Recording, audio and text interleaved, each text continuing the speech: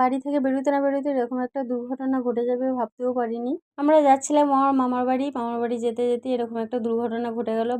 মামার বাড়িতে একটা অনুষ্ঠান ছিল, সেই অনুষ্ঠানেই যাচ্ছিলাম। আমার মামাতো ভাইয়ের ছেলের আকিকা ছিল, সেখানেই যাচ্ছিলাম। দেখো বেরিয়ে দুর্ঘটনা ঘটেছে তোমাদের একটু পর জানাচ্ছি। আর আমাদের সায়ন সারা রাস্তা এইভাবে বক বক বক বক করতে করতে যাচ্ছিল, আমার সাথে গল্প করছিল।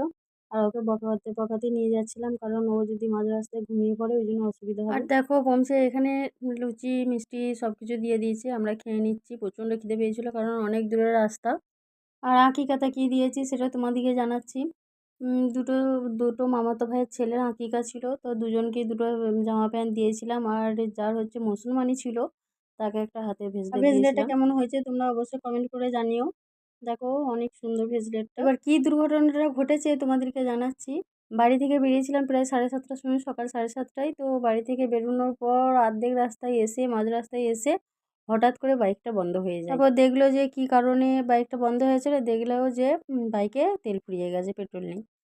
এইটাই হচ্ছে দুর্ঘটনা, সেরকম বড় ধরনের কিছু না। আমরা বিরিয়ানি খেতে বসে পড়েছিলাম, আমি মা আব্বা সবাই মিলে একসাথে বসেছিলাম একই টেবিলে। আর এটা হচ্ছে আমার মামা। আর মামা আমার কাছে দাঁড়িয়ে আছে, বলছে পিঙ্কি তুই খা, আমি দাঁড়িয়ে আছি, তোর যা লাগবে আমাকে বল, আমি দেবো। আমি ভাত চাইনি, আর আমার পাতে দেখো কতগুলো ভাত দিয়ে দিল। আমি কিভাবে খাবো বুঝতে পারছিলাম না, তার জন্য আমার একটা মামাতো ভাই মেয়েকে বললাম যে আমাকে একটা লঙ্কা এনে দে। তো লঙ্কা ছাড়া আমি একদম বিরিয়ানি খেতে পারি না। বিরিয়ানি খাওয়ার পর এখানে আবার আমাকে থামস আপ দিয়ে দিল। আমার 7টা মামা খুবই ভালো, আমাদেরকে খুবই ভালোবাসে। আর এটা হচ্ছে দেখো আমার হবু বৌমার সাথে একটুখানি মজা করে নিলাম। তারপর এর সাথে মজা আড্ডা দিয়ে এরপর বেরিয়ে পড়লাম বাড়ির উদ্দেশ্যে, কারণ অনেকটা দূর যাব আর মেঘলা ওয়েদার ছিল। সকাল থেকে প্রচন্ড রোদ দিয়েছিল, কিন্তু বিকালের দিকে আবার মেঘলা হয়ে গিয়েছিল। তো আমরা ভয় খাচ্ছিলাম যে বৃষ্টি যদি নেমে যায়, আবার ছোট ছেলে নিয়ে যাব অনেকটা দূর, তার জন্য সকাল সকাল বেরিয়ে পড়েছিলাম একটু দিনবেলাবেলি। আমাদের বাড়ি ফিরতে ফিরতে অনেকটা রাত হয়ে গিয়েছিল। আর এখানে দেখো সায়ন কাঁদছিল বলে সায়নের জন্য কিছু খাবার কিনছিল। সায়ন দূর থেকে বলছে বাপি আমার জন্য এই কেনো ওই কেনো।